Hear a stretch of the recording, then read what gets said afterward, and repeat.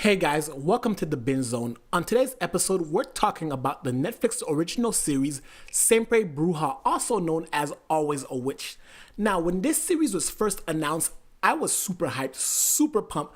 I'm seeing the trailers, I am pumped. We're talking about an Afro-Latina lead dealing with magic, being produced in a foreign country, all the ingredients to make a great Netflix original. So like I said, I was pumped.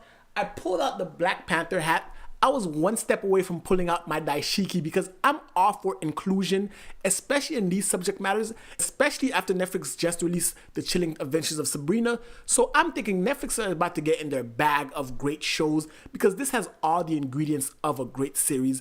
And I went into the first episode and then that's when my excitement started going down. Now imagine you see this show, you think about all the great promotional work, like it has all the workings of a great inclusive, diverse show, and then we get the actual product and we see that it's a dud. And when I mean a dud, I mean this show is fucking trash. And that's what I get for getting my hopes up, because let's dive into the show first and see why it's trash.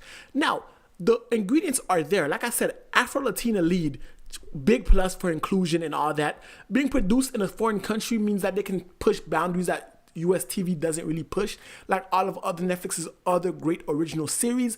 And it's being a show about witchcraft, and we get to see a black character dealing with witchcraft that isn't looked at as bad or voodoo or devilish things like typical black characters and magic you usually deal with. So it has all the makings. And then the synopsis of the show came out, and I thought to myself, time travel, whatever. But then the show happened, and we come to find out that the main character is a slave. She is a slave who is being burned at the stake because she fell in love with her white slave master. And I am thinking to myself, really? A white slave master relationship subplot off rip just in the very first episode? But I'll rock. I'll continue watching. I'm watching, and the whole dynamic, the whole love relationship thing is super problematic because they met each other. This is because of the way that it's introduced. The main character, Carmen, who is a slave who's being auctioned off, was bought by her master, Cristobal, or whatever his name is he's buying her, and they just exchange a glance and they fall in love, and he purchases her as property. So essentially, she belongs to him, but however, because of the time period, the 1600s, slave masters and slaves, like all that interrelationship, intermingle, all that is forbidden, right? But they continue on their secret love affair, and she is caught by his mother, burned at the stake. And before she is burned at the stake, she is sent to the future, to 2019. Talk about praise Jesus, hallelujah moment. You're being burned at the stake because of the product of the time that you're in. And you got a second lease on life in the future where all that fucked up shit in the past 1600s, you no longer have to deal with that. You have electricity, you have cars, you have technology, and you're a witch with magical powers. You are delivered. Hallelujah, great. Now we can progress with the story, right? Right? Or at least that's what I thought. Until it continued, and the character of Carmen became obsessed with going back to the 1600s to be with her slave master boo. So you're telling me you're in 2019, you have lights, cameras, you have AC, you have a bunch of things. She's in high school, she's going to school in 2019, so you have access to the history, and you find out that everything you guys have been building in the 1600s is going to fail, slavery is going to be abolished, and you're not persecuted for what you are, because back in the 1600s, not only were you black, you were also a slave, and they hated you for it. Society at that time hated you for what you are, not who you are. And you're in 2019 and you want to go back to your slave master who you will never have a real relationship with because of the times that you're in, and that's just not going to happen. So now you're telling me that Carmen is a fucking idiot. She's going to give up all this 2019 goodness to go back and be burned at the stake again because that's the most likely thing to happen. And that is one of the biggest and most problematic issues I have with the show. But there's more. There is more. It's not just that small. It's not just that subplot. There's more. The very characterization of Carmen, she feels like a secondary character in her own show.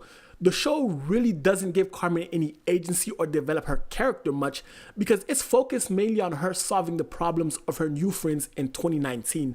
Granted, you know, the friends that she doesn't have back in the 1600s because she's a slave.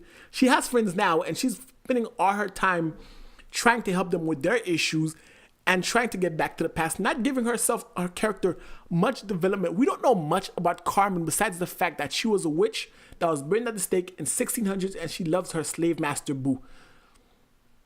How can I like a character like that? Where is the overarching characterization that would make me enjoy the character? It's not there. Her whole character seems flimsy and it seems like she is a secondary or tertiary character in her own show. Heck, her slave master Boo gets more characterization in flashbacks than Carmen actually gets, and it's her show. We're here because of Carmen, the Afro-Latina witch, but we're given a wooden character, and not to take my Black Panther hat off because I'm not supporting this garbage, right? And another issue I have with the show is Carmen's powers aren't really understood, developed, or know how they work. We don't know how they work. Carmen does not know how they work. Like, as the audience, you're sitting here like, she's a witch with some abilities, but where they, how do they manifest? What are they? What can she do? What are her limits? We don't get any of that. We don't get any exposition besides the flimsical, hey, Black main character, she's a witch, go watch it, it's Netflix, it's great. No. This show is trash. It's terrible. It's problematic. It's toxic. It's all the trigger words of 2019 in one series, and it was released on Black History Month. Man, if Netflix don't get this trash out of here, this show is simply not enjoyable. I mean, if you guys have ever seen the telenovelas on Telemundo or any other Spanish-speaking network, it's kind of like that, but worse.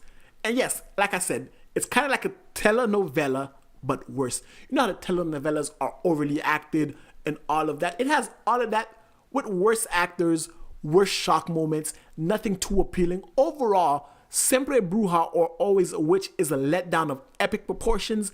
And I have to say, I was let down. T'Challa was let down. Black History Month was let down by this terrible show. Anyway, guys, that's my thoughts on Simpre Bruja, aka Always a Witch. Terrible show, but maybe that's just my opinion. I'd love to hear the feedback from you guys. What you think of the show? Did you enjoy it? Did you not enjoy it? Are there other things that I did not mention that were problematic, toxic, trigger warning, trigger words, whatever you want to use, safe spaces, whatever word you want to use that is in the series? Let me know in the comment section below. And if you liked the video, definitely hit that thumbs up, hit the subscribe button if you guys haven't already. And until next time, binge on.